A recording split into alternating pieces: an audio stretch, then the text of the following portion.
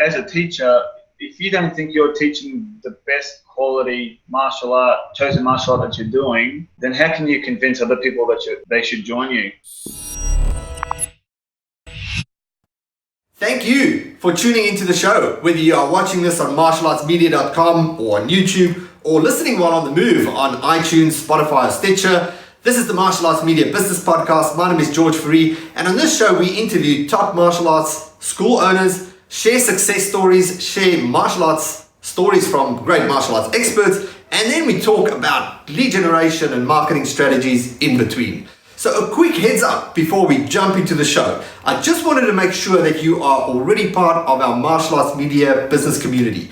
It is our free Facebook group where we hang out every day. We talk about lead generation, marketing, and all things martial arts. You can jump in by either clicking a link close to this video or go to martialartsmedia.group. So not martialartsmedia.com, just martialartsmedia.group. That'll take you there. That's the best place for you to go after the show. We are in there every day, and there's a bunch of free resources that we have already uploaded into the group. Things about how to attract the right students, how to increase your sign-up base, how to retain more members, etc. So jump into the show. I will catch you in the group once the show is done. Enjoy. I'll speak to you soon. G'day, this is George Fourie, and welcome to another Martial Arts Media Business Podcast. So today I'm joined with someone who I've gained a lot of respect for in the industry. Been fortunate enough to work with him the last couple of months in one of our programs, our partners program. And I want to introduce you to Cheyne McMahon from Australian Karate Academy in Brisbane. How are you doing today, Cheyne? Yeah, good, man. Thanks for having me on. Awesome. So welcome to the show. I know you mentioned you've listened to a few of our episodes as well. So this is going to be an interesting conversation. There's a lot of value. You're getting some great results in your school, and we're going to be sharing a lot of details on what you are doing, how you're going about it. But first, if you want to give us a bit of a background, just a bit about you, the school, and how you got started in the industry, etc. Yeah, no worries. So I started karate when I was 4. My father I suppose is still my teacher. So he started karate in 1967.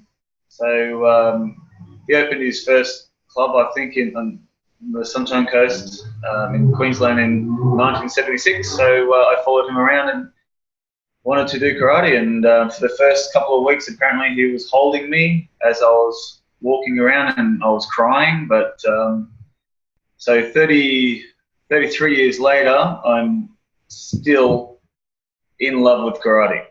The longest break I had was 6 months off when I moved overseas. So, but yeah, so with my dad started the Australian Karate Academy in 89. So this is our 30th year as the Australian Karate Academy.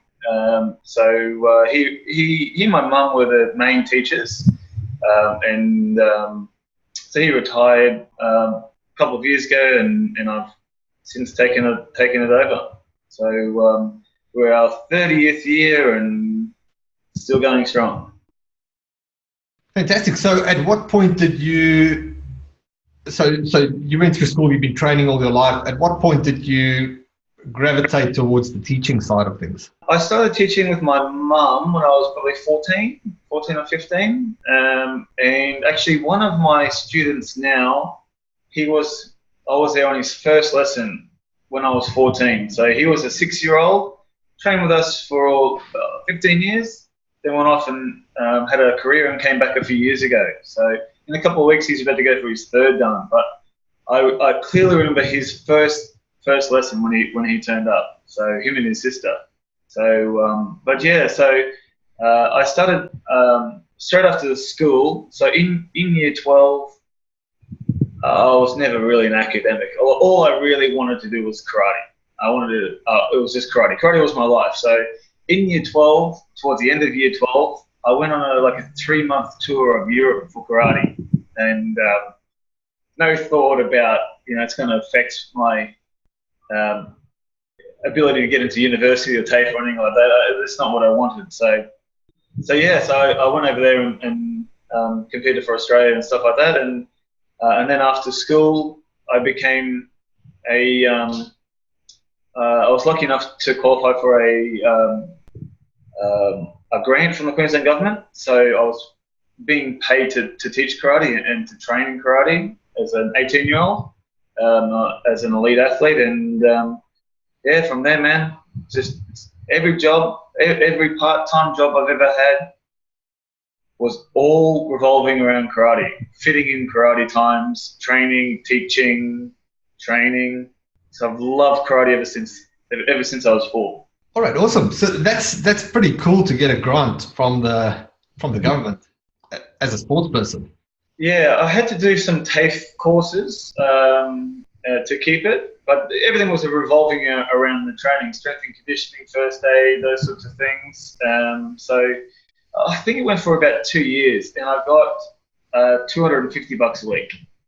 Big money, huge money, but my parents were pretty happy because they didn't have to pay me. So exactly. But I don't think they do that anymore. There's a lot of issues around the government funding and stuff like that for karate, because karate didn't get into the Olympics and stuff like that. So a bit of politics, but it might change now with karate being in the Olympics. Yeah, definitely so.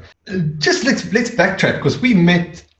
It was December last year, depending on when you're listening to this. Well, that's 2018, and the first time we spoke, you were in a bit of a situation with the school. Do you mind sharing a bit what had happened? Yeah, no problem. So in September of 2018, my wife and I decided that I was going to quit work and just concentrate on karate.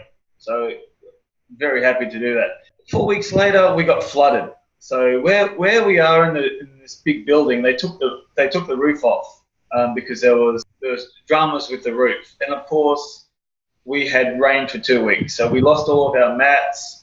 We had to close the dojo, obviously. So we lost all of our carpet tiles and bags, and we went from having an increased number of students to suddenly no classes for 6 weeks. And in between that, the landlord told us we have to move in that building as well. So we were probably shut for 8 weeks. I'd committed. I'd quit work. I committed to do karate, and I realized if I keep going the same way as I'm going, I'm not going to earn as much money as I was selling cars. So that's when I figured I need to find somebody, and I found you. So how did you? I mean, I don't want to let the story off there, because I mean that's quite a big thing, right? I mean, it's a big thing already, having to burn the bridges, going from employment, secure income, you know that there's money every month, and you burn the bridges, and then you start your business. And that alone is a risky thing for anyone to do. I think it's what holds a lot of people back from just taking that leap forward. So you make the leap, and then you have the rug pulled under you, and so what's going through your mind at this time? All the money going out of my account and nothing coming in. So I know that I'm going to be doing karate for the next 30, 40, 50 years. So making that decision for me was not so hard, but when you have a wife and a young family, it's a little bit scary, and throw into that people not coming into karate. So there's no money coming through. And in fact, the money's going out because I'm still paying rent and still trying to pay myself and pay for this and pay for that. And we went from, our numbers were steadily growing. I mean, slowly, maybe 10 a month or 10 a term.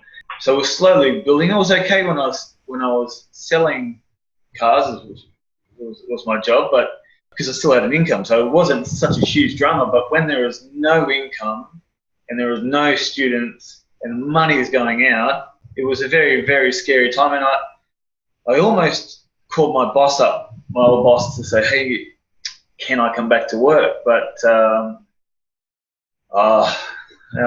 was only one way. There really was only one way forward, and that was to come back bigger, better, stronger, and bolder than we were before. And with your help, we're almost there. We're almost there. That's awesome. That's really cool. And I mean, I'm happy to play such a small part in your, in you moving forward. Do you think that also plays a big part in it? The fact that you see what the road looks like when the business doesn't work, that you just come back with this unstoppable determination to you're gonna. Yeah. The stakes are a lot higher, right? Because I mean, it's so easy if you've got a full-time job and the school's just ticking along, right? But then when things really, when almost hits rock bottom and you can see what life could potentially slip down to, do you feel that really changed your drive and determination?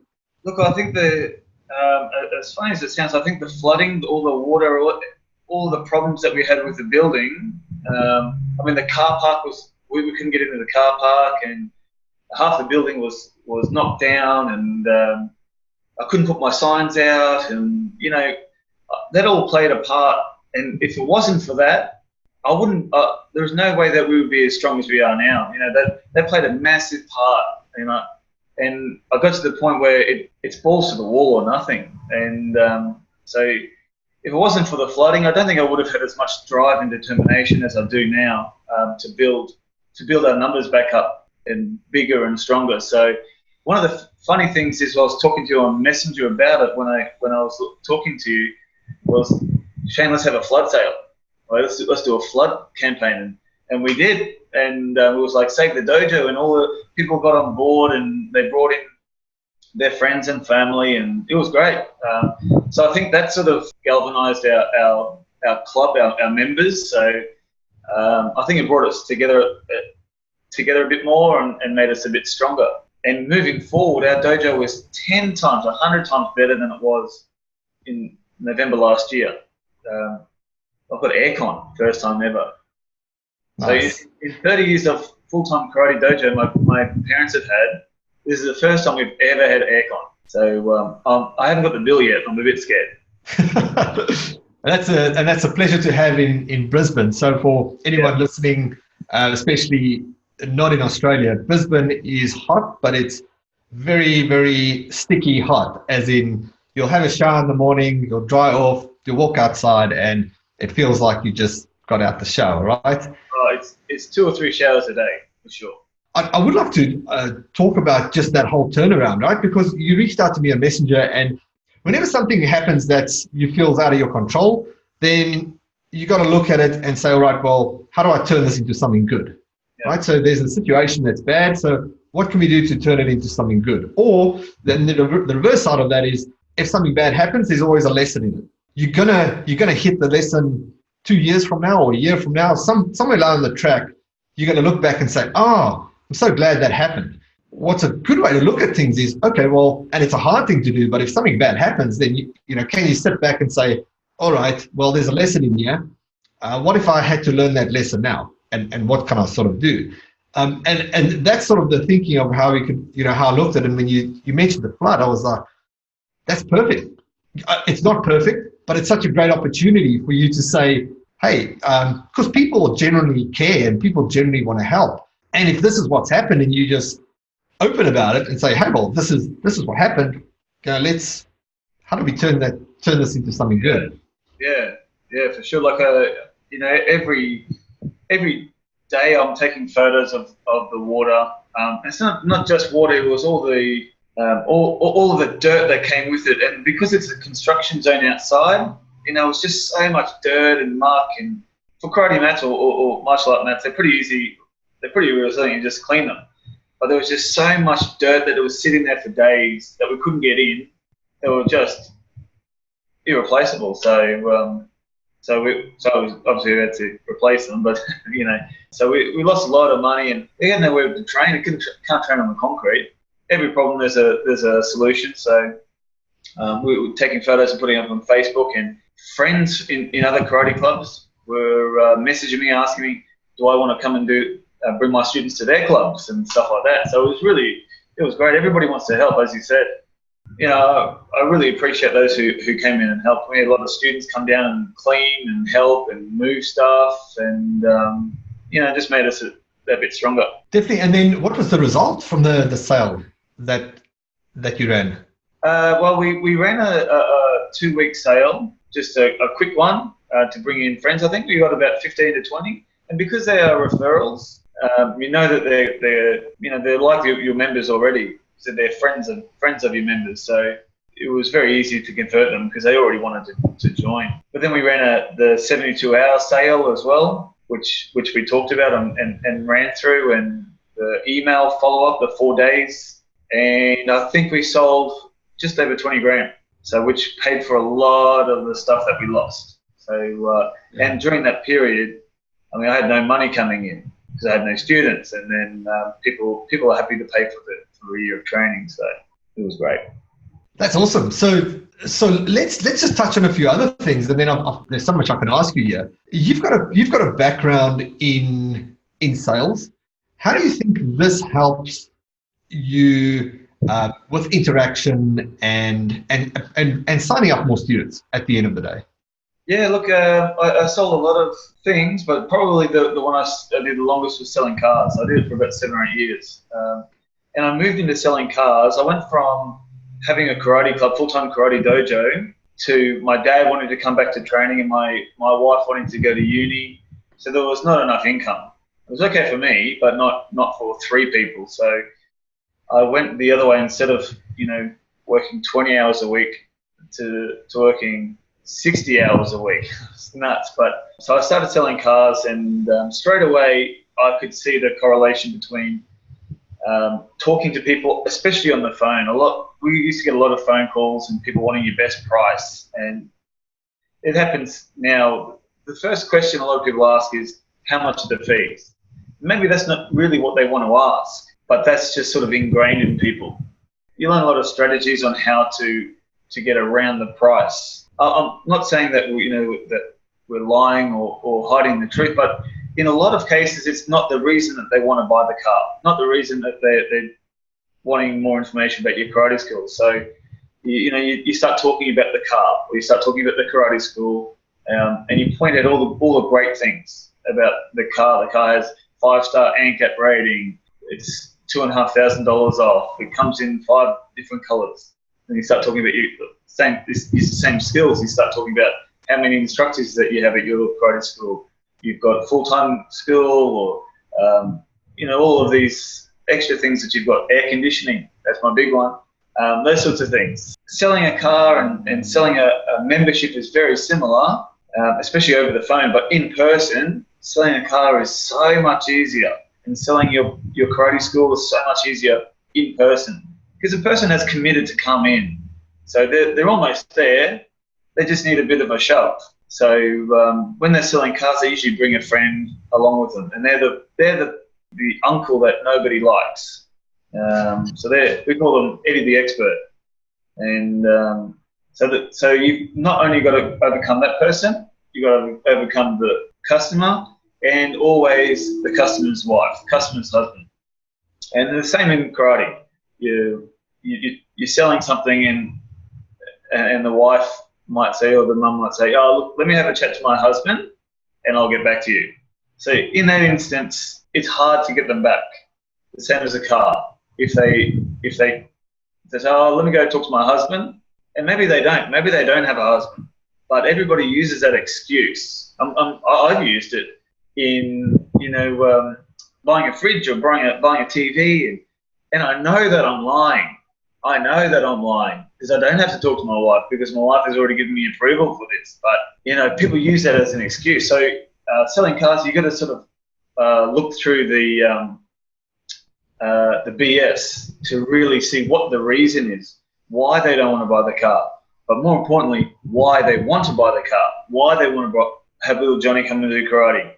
You ask very similar questions to the customer. Why does little Johnny want to do karate?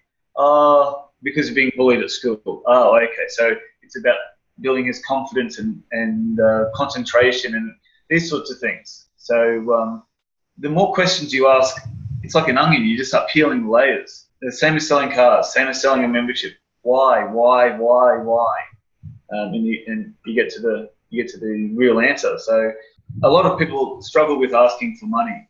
If you can't ask for money selling cars, then you will starve. And the same as same as a martial arts school. If you can't ask for money right then and there, then the chances of them buying off you are very slim. And it's $40, $20, $100, whatever it is that you're asking for, compared to $20,000. $100 is nothing. People buy $49 and never turn up. People will walk away from $200, but they won't walk away from $500. So when you're selling a car, you ask for a deposit. You always ask for $2,000, $2,000, and they're geez. And if they commit to the $2,000, it's a sold car.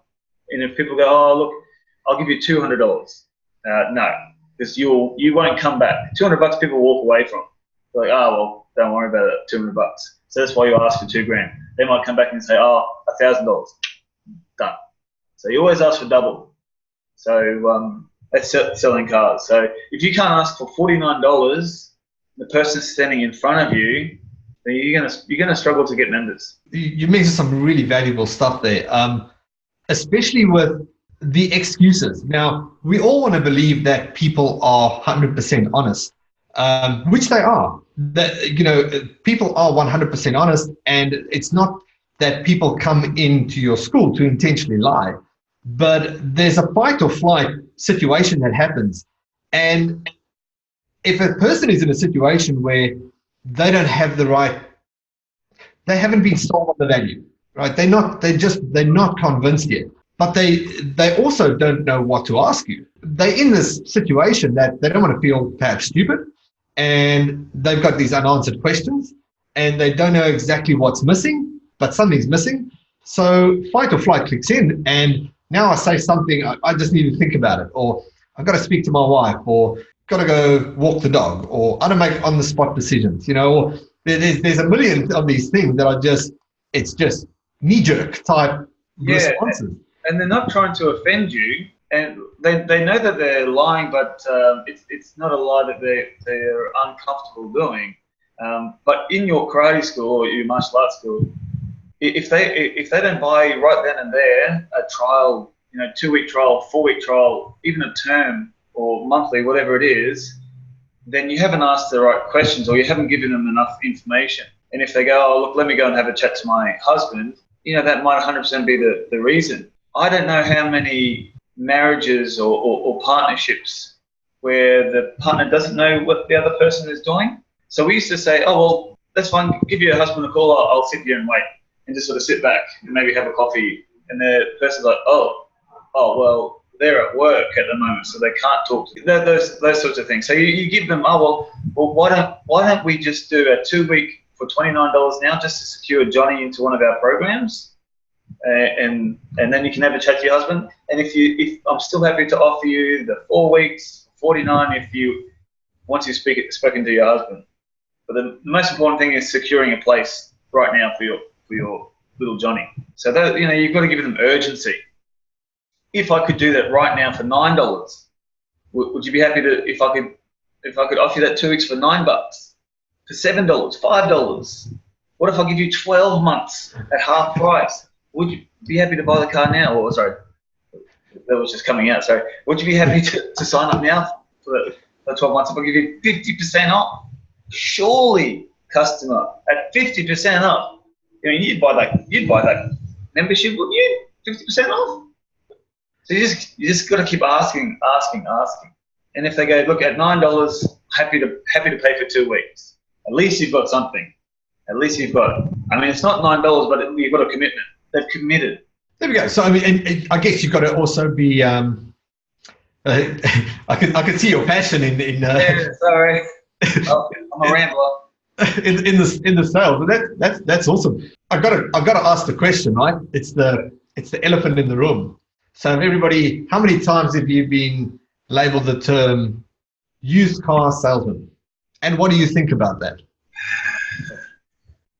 When I was teaching and working, I never told people what I did for a living. People ask, what do you do? Oh, a salesman. And they go, oh, well, what do you sell? Oh, bits and bobs. And I talk about karate. But after a while, I couldn't care what people thought about used car salesmen. They do have a really bad reputation from years ago. Like this place I did work at, this is before I started, but if I offered you $1,000 for your trade-in and you wanted 5,000, they would get your keys and throw them on the roof and say, "Well, good luck getting the keys." And that's a bad reputation that used car salesmen. I think it's sort of changing now with the internet and everybody being pretty open about how they work. But it's the same jokes. Like if you're a lawyer, you're like, "Ooh, how many lawyers does it take to chain down the bottom of the sea?" Those sorts of things. So as a used car salesman, people just used to find it funny because I'm a pretty open and honest guy. Even when I sold cars, I wouldn't lie. I just wouldn't tell the whole truth. So you don't have to tell somebody as much as they need to hear. Or I would never lie about the history of the car. It was owned by Grandma Edith, who drove 5 kilometres down the road on a Sunday. Those sorts of things. I wouldn't do that. I'm not that sort of person. And a lot of the people that I work with aren't like that. But some are. And I work with those guys. And they generally don't stay in one job for a long time. They're 6 months here and 8 months there and 3 months there. I was lucky enough to stay in my first place for 2 years, second place for 4 years, and my last place for 2 years. So I wasn't jumping around. But I guess it comes back to when you buy anything, whether it's a car, a TV, martial art membership, if you like the person, if you trust the person, then you buy off them. And you might pay a little bit more money because you have a connection or you like that person. Have you ever bought a TV or a washing machine and you like that person and you go back to that person? Yeah, it happens. And maybe you don't go and check all the other prices. You see, you know what? I like Johnny. He's a nice fellow. I'm gonna recommend my friends to him. Like, go and see Johnny because I bought my car off him and he was really good to me. That comes back to your running martial arts school too. People come. This used to be my tagline. You come for karate, but you stay for the jokes. So I say all bad jokes, all dad jokes, and one-liners through my teaching. Every class, and I'm saying jokes left, right, and centre for the parents in the kids' classes. So the parents are laughing. The kids are looking at me like, I don't get it. So they don't think I'm funny, but the parents think I'm funny. So you end up buying and staying with somebody that you like and that you have a connection with and somebody that you feel comfortable with, especially over a long period. We've got a couple of guys who've been training with us for over 20 years, and that's training with my dad and training with me. So, having my dad as their mentor for years, and then, these guys are in their 50s, 60s, 70s, some of them, and entrusting me my 30s. So obviously they like me. They like my karate, like my personality and stuff like that, and are happy to continue training with me. So it comes down to the person. It always comes down to the person. I'll add to that. In a sales environment, you get taught a lot of technique. It's all about the intent.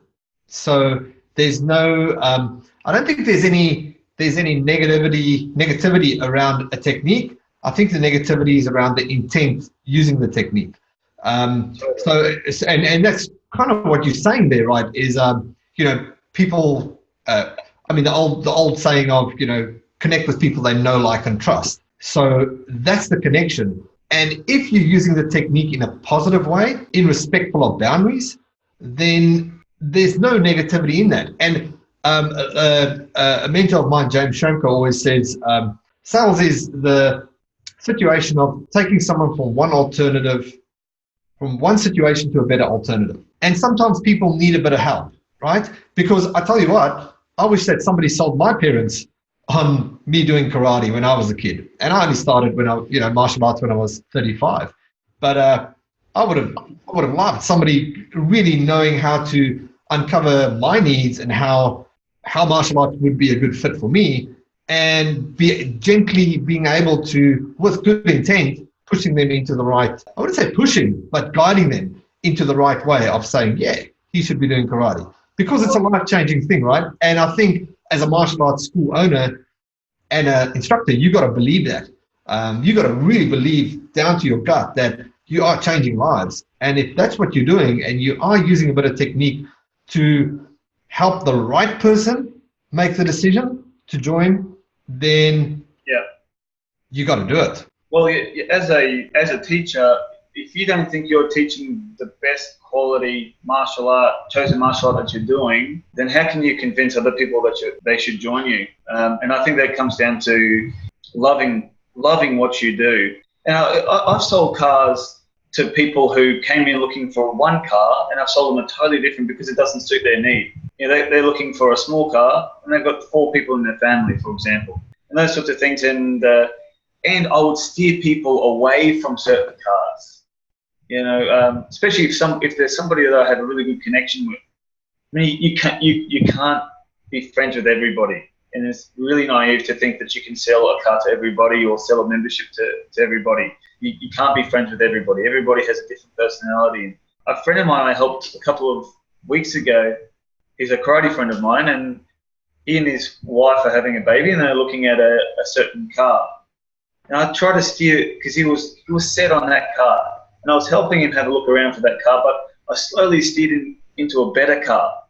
And he ended up buying the car that I recommended. I helped him buy it and stuff like that. And it's a much, much, much better car than that thing that he was looking at buying, because, and that's the same as a membership. So many times people come in, and really the parents want to train too. A lot of times dads come in who are 35, 40, 45, and they want to sign up little Johnny. But that at the corner of their eye, they're sort of watching the class, and they're looking at, and that they want to train. So like those things you pick up if you're good at selling. Then you start asking questions. Oh, Johnny, have you ever done karate? No. And then you start, oh, well, have you thought about doing karate? Oh, well, yeah, blah, blah, blah, blah, blah. And then all of a sudden, that's 2 memberships sold instead of 1. And one technique I do, and I've done it for ages, is when I get a phone call and I say, oh, this is Shane from the Australian Karate Academy. Oh, yeah, hey, I'm just calling up about your karate classes. And I say, sure, our adult classes are on Mondays, Tuesdays, oh, no, I'm calling for my son. Oh, okay, no worries. So immediately I always talk about adult karate like they're coming to join our adult karate. And 9 times out of 10 it's the kids, but I always put it in their mind, oh, maybe I should do karate too. That's great. That's genius. I like that because you just planted the seed. You're just planting the seed, and planting the seed. Johnny's dad. Have you ever thought about doing karate? Oh yeah. Or my dad ran this campaign years ago in late 80s, early 90s, and it was at the time we had no money. My dad was working in a juice factory. My mum was cleaning houses. But my dad's passion was karate, and he was at uni studying teaching. And we had a full-time karate club. Anyway, my dad put all of his money into a Sunday newspaper. Remember when people used to read newspapers? Sunday ad, it was like a quarter of a page on a Sunday, and it said, you, ... a black belt in karate. My dad started a 12-month black belt course. So a lot of people are very negative about it at that time, and probably still are. But what people didn't realise is those guys are training 5 days a week, twice a day, 2 hours in the morning and 2 hours at night. And so he put this ad in, you are black belt in karate. And we used that for years, man, because that was a Sunday. And my dad put all of their money in it, everything that we had into that ad. And the phone just rang and rang and rang. And my dad just signed up people, so many people. And it was just a simple idea that he had, that people wanted to be a black belt. I even thought about running that as a Facebook ad, but I'll talk to you about it afterwards. But so if you ask that question, because the end goal for a lot of people is get into black belt. They don't realise there are lots of levels after black belt. But if you ask that question, have you ever thought about being a black belt in karate? In karate, it's a big difference. 3 or 5 years. It's not BJJ. It's 10 years. So, if you ask that question, if you don't ask that question, that person may never ever join. And 10 years later, they're thinking, I should have started karate. But if you ask that question, it's either yes or a no. That's what we say in sales. They're all going to say yes, or they're going to say no. If they say no, no skin off your nose. They say yes, man, that's a couple of $1,000. That's a $1,000 question right there. Awesome. So a couple of questions for you, just in regards to working together. So you started out with us a couple of months ago. So we're recording this now in February. So you started out in December, right? So it was just right before the floods and etc. So we did talk about the 72-hour sale that generated $20,000. So that was a good plus. But what were your student numbers at the time when we got started together? I was on track, but because of the flood, and I didn't really know what I was doing, to be honest, mate. I think I was falling over members, but we got down to 110 members in. I mean, 110 is great for a lot of people, for sure, and it was great for me, but not as my sole income, not as an income. It's not enough. So you're down to 110. All right, perfect. And where are you at today? Today, as of today, I actually signed up 2 new kids today, so we're 185 members training. That's not including family members who train for free. I don't like that word free, but my family members and instructors. So members all up, people who are paying money, and some are paying for once a week, and some are paying for unlimited classes, is 185. As of right now, 1 p.m. I haven't checked my email, but yeah. That's amazing. So you 35 students off to doubling your school from the time you started 3 months ago. And to be honest, man, when I thought I'd hit 200. My goal was 250 in December of this year, but I really thought it'd be 200. But now we're looking at 200 sort of March, which is nuts. But the good thing is we had everything in place to cater for those students. We've got about 10 instructors. Some are family members, and my sister teaches, her husband teaches. He's a third dan as well. They met through karate. And I've got genuine friends who help out and teach classes, and some uni students who assist in classes as well. So they're all black belts through me, and they've all been on Queensland teams before, and so it's great. We're in a very good position at the moment. But again, that was all set up for December of this year, not March of this year. But anyway, that's cool. So what's been what are the sort of the 3 parts of the partners program? 1 to 2 to 3, whatever you feel is good. What's made the biggest impact for you over the last few months? Oh, definitely our open day. Definitely everything leading up to our open day, and being able to talk to the members, the community. Because partners is so small, it's not like there's 1,000 people on it. The great thing is being able to chat to guys like Daryl, and I can see Stacey and those guys doing the same sort of thing. We all have the same passion. We all want to teach the best martial art that we can, and make an income to do that. And being able to talk to those guys about what's worked and what hasn't worked, it's great. And being able to talk to you, man, just Facebook message. If you don't reply in half an hour, I know that you're sleeping or you're dead. So like just being able to talk back so quickly is phenomenal. But probably the biggest one is our open day and setting everything up for that open day. It's not like we just magically made an open day. It was the months leading into it and the weeks leading into it, all the preparation. I think even behind me, you might be able to see a list of open day stuff that we had. I'd written out everything printed off. Everything was pointing towards a big open day. And it's only because I had the time to talk to you and set everything up, and without your help and without the other partners' help, couldn't do it. I did an open day last year and it was good, but this one was so much better, so much more organised. Even though my sister broke her toe on that morning, and the car park was locked, and then we had drama after drama after drama, but because we prepared so well for it, it was just easy.